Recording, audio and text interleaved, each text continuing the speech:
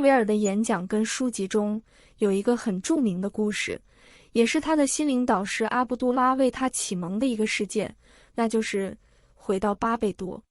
巴贝多是内维尔的故乡，也是他从小长大的地方。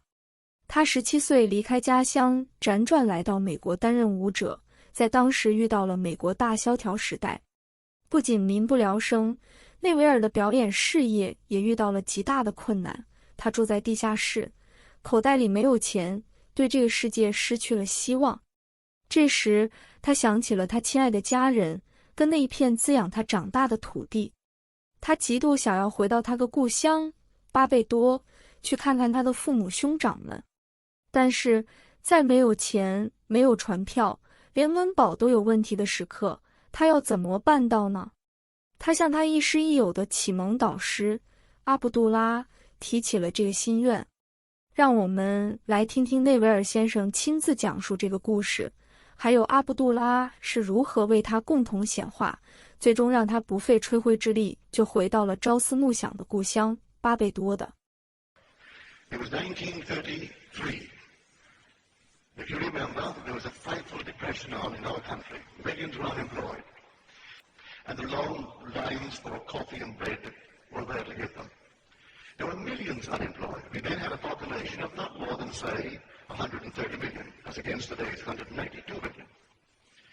I was a dancer, and if you couldn't eat, you couldn't pay to watch a dancer. So there were no shows playing on Broadway. Well, what I'm getting at, I didn't have a job, I had no money, and I was living in a basement on 75th Street, and he lived on 72nd Street, in a very lovely home. I said to Abdullah, in the month of October, late October, I've been gone from Barbados for almost 12 years, came here in 22, and it's almost 12 years, and I've never had a desire to go back. But now I have a hungry desire, a haunting desire, to go to Barbados. Now the thing stops me, but the lack of money. I have no money.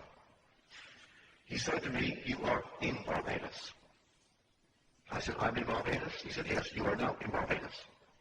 And so, you see Barbados, and you see America from Barbados, and you can smell the tropical land of Barbados, see only the little homes of Barbados, and that's all you do. You just simply sleep this night in Barbados.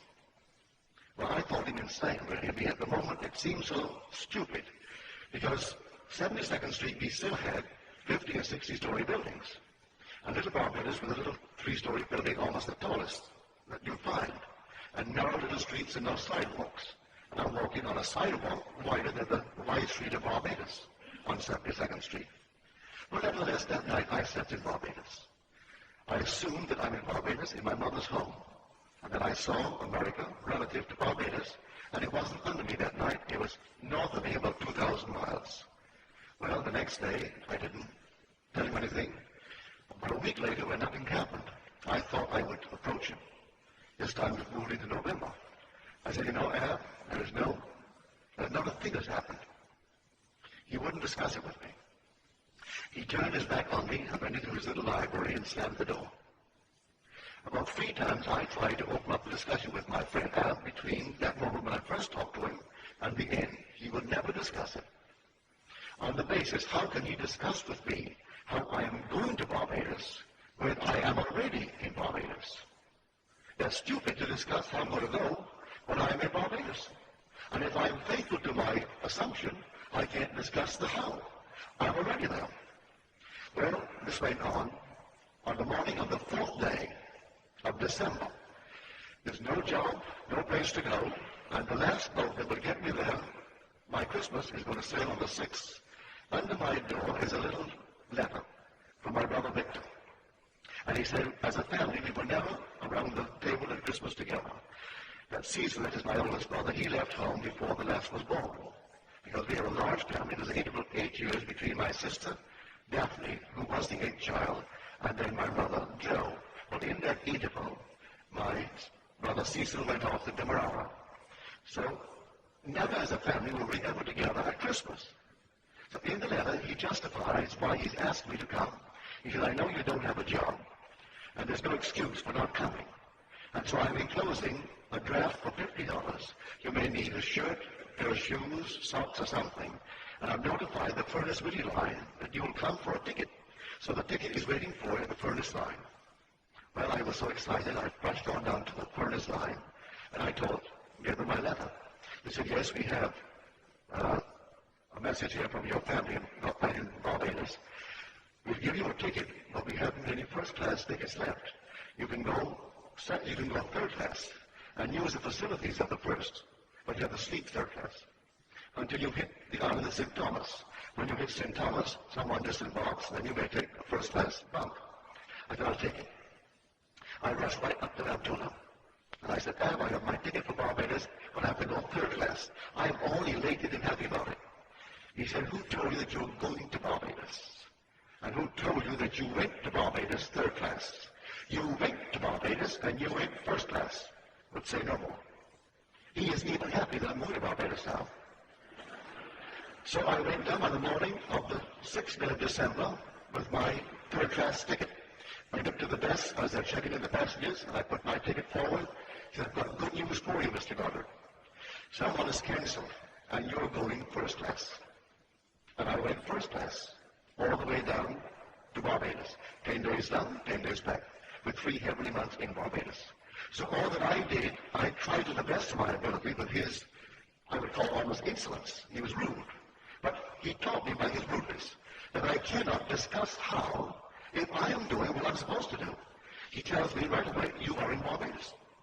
Like someone comes to you now, and you would apply this principle towards their request, and they say, oh, I would love to be happily married. And you say to her or him, you are now happily married. They look at you as though you're insane.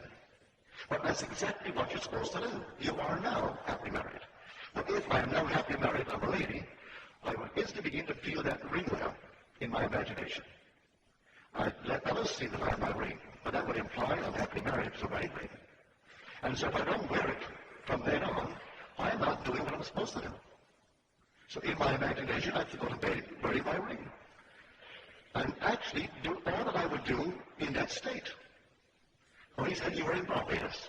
And I'm in New York City physically, but he put me in Barbados in my imagination. So that I slept in Barbados to the best of my ability. But you know, days go into weeks, the weeks went into a month. And I'm trying my best to open up the discussion with him to get a little hope. No hope. He wouldn't give me any encouragement if I did what he told me to do.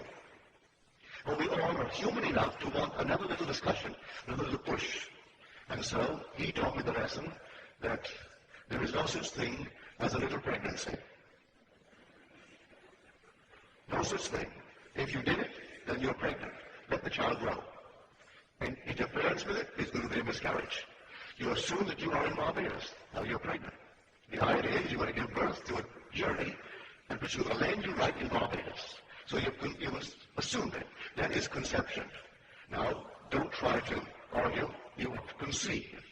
And all you have to do is to be a faithful mother and bear that child. And don't discuss it with me anymore.